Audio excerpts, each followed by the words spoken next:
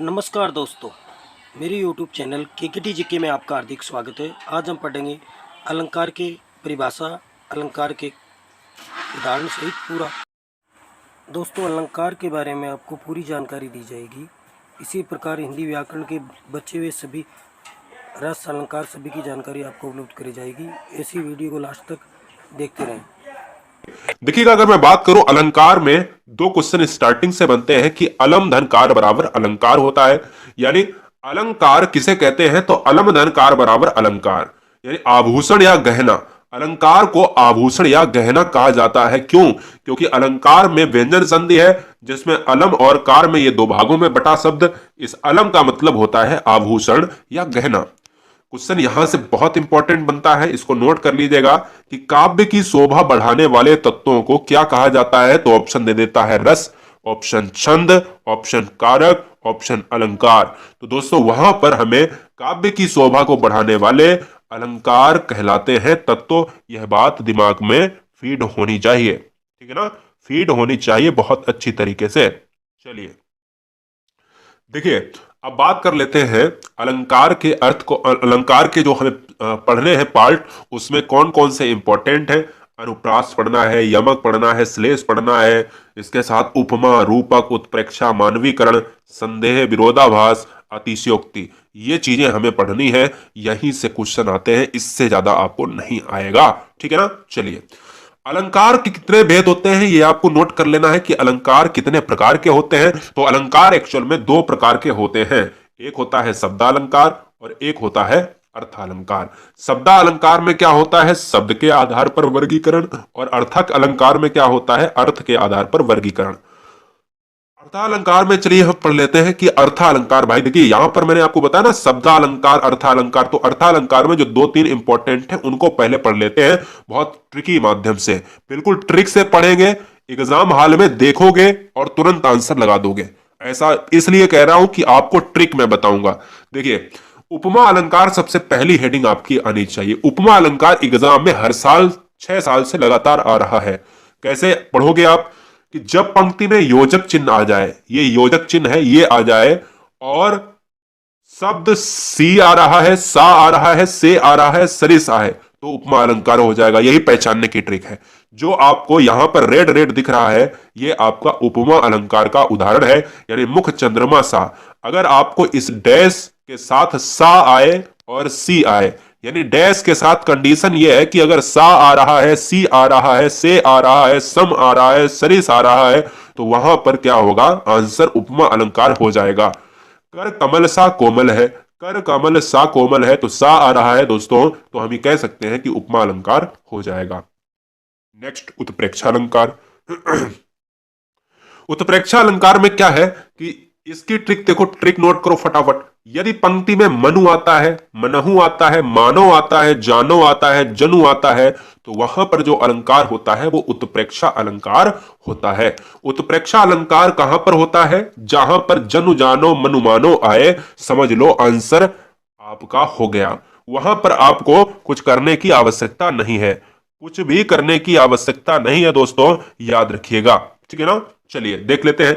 जनु बरसा, तो हमने कहा तुरंत आंसर मेरा टिक होना हो जाना चाहिए कि जनु बरसा ऋतु प्रकट बुढ़ाई। पहला एक एग्जाम्पल हो गया। दूसरा, नेत्र मानो कमल है। मैंने क्या बताया? मानो, तो मानो क्या है? कमल है। यहां पर जनु और लिख लीजिएगा, जनु जानहु, जानहु, और मनहु लिख लीजिएगा। मनहु तो लिखा ही है, जनु जानहु मनु मानहु, ठीक है ना? तो जनु जानहु मनु मानहु कैसे है? ये है। तुरंत देखो, तुरंत आंसर कहां पर लग जाएगा? उत्प्रेक्षा। तो तुरंत आप अर्थ मत निकालने लग जाना। अर्थ निकालोगे तो फिर क्या हो जाएगा? गड़बड़ हो जाएगा। अर्थ नहीं निकालना है, जिससे दिक्कत हो जाए। आपको तुरंत आपको अपनी ट्रिक लगानी है, ठीक है? चलिए, अतिशयोक्ति अलंकार डालिए हेडिंग।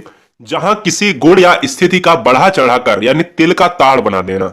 जहां पर किसी वस्तु को या किसी बात को इतना बढ़ा चढ़ा दिया जाए कि भाई बिल्कुल एकदम से पेट में पचे ही ना, तो समझ लो वहां पर अतिशयोक्ति अलंकार होता है। जैसे आगे नदियां पड़ी अपार, घोड़ा कैसे उतरे पार, राणा ने सोचा इस पार, तब तक चेतक था उस पार। क्या ऐसा संभव है? नहीं। राणा ने सोचा इस एकदम से, और सोचने से पहले घोड़ा उतर हो गया। ऐसा संभव नहीं है, ठीक है ना?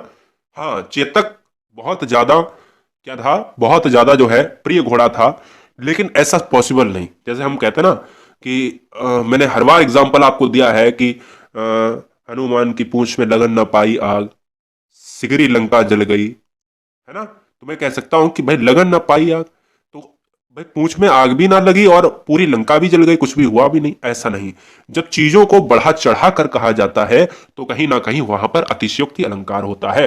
मानवीकरण में क्या होता है, जहां पर जो निर्जीव वस्तु है ना वो मनुष्य की तरह भांति कार्य करे, मनुष्य की तरह कार्य करे, कि जब प्राकृतिक वस्तुओं में पेड़ पौधे बादल आदि में मानवीय भावनाओं का वर्णन होता है वहां मानवीकरण अलंकार होता है। जैसे फूल हंसे कलियां मुस्काएं, क्या ऐसा कभी पॉसिबल है? क्या फूल कभी मुस्का सकते हैं? नहीं। अगर मुस्का सकते हैं तो मानवीय होगा, क्योंकि मनुष्यों की तरह बात। सागर के उर पार नाच नाच कर करती हैं लहरें मधुर गान, क्या लहरें कभी भी सागर के तट पर नाच सकती हैं? जी नहीं। अगर नाचती हैं तो तुरंत मानवीयकरण लगा दो।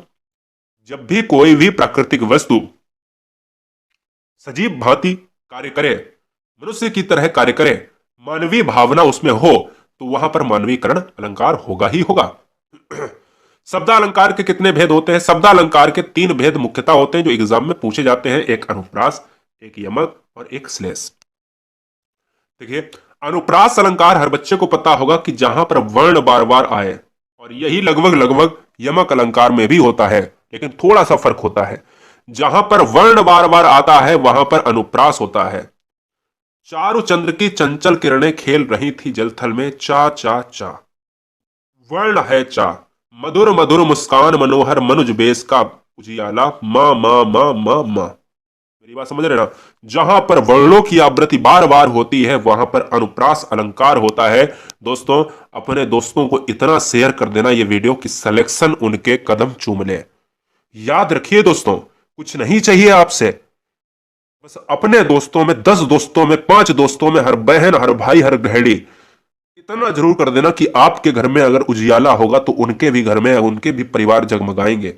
ज्ञान बांटने से बढ़ता है, ये हर व्यक्ति कहता है, हर हमारा महापुरुष कहता है। ठीक है ना। यमक अलंकार की मैं बात करूं तो एक शब्द बार बार आए, वहां पर वर्ण बार बार आए, यहां पर एक ही शब्द अधिक बार। यमक और श्लेष में यही फर्क मिलेगा आपको, एक ही शब्द एक से अधिक बार आए।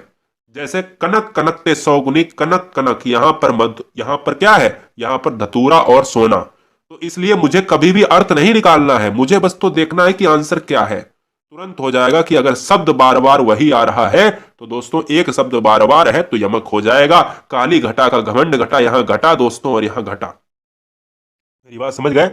समझ गए? क्लियर ना? चीजें बिल्कुल आसान है अगर आप उन चीजों को बहुत अच्छे से पढ़ो। ठीक है, चलिए श्लेष अलंकार देखिए।